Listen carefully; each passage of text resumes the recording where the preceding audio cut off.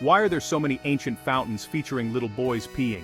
Spend enough time studying classical art, and you might start to notice a lot of urine. Specifically, little boys' urine. Wander through an art museum for just a few minutes and you're bound to come across a lovingly rendered depiction of a little lad relieving himself, kind of like a Renaissance-era version of the peeing Calvin bumper sticker. A European city would almost feel incomplete without a fountain blasting water from the tiny penis of a cheeky sculpted boy. But you know why.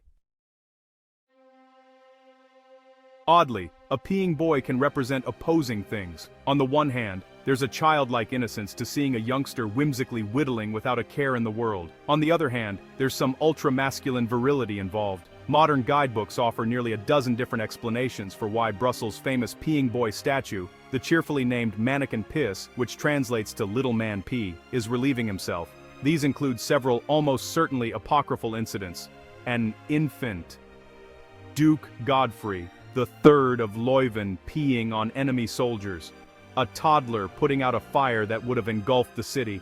A tiny tinkler extinguishing an explosive charge that would have killed thousands. Nobody really knows.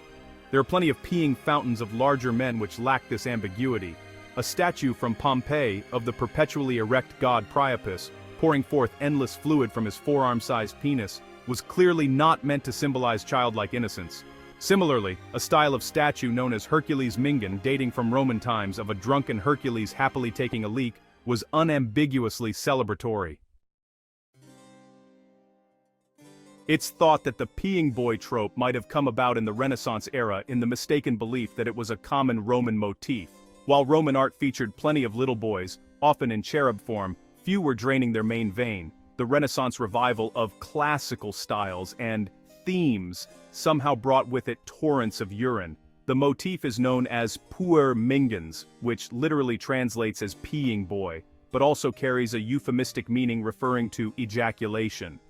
In their 2020 paper, The Problems of Meaning and Use of the Puer Mingens Motif in Fountain Design, 1400 to 1700, Cambridge architects James Campbell and Amy Boyington point out the frustratingly unclear meanings of endless tinkling toddlers, writing. As a natural bodily function, often carried out more publicly in the past than it is now by both sexes, urination was no doubt viewed differently in the Renaissance and Baroque, but exactly how and why it was used as a motif in painting and in fountains remains puzzling and the object of continuing debate.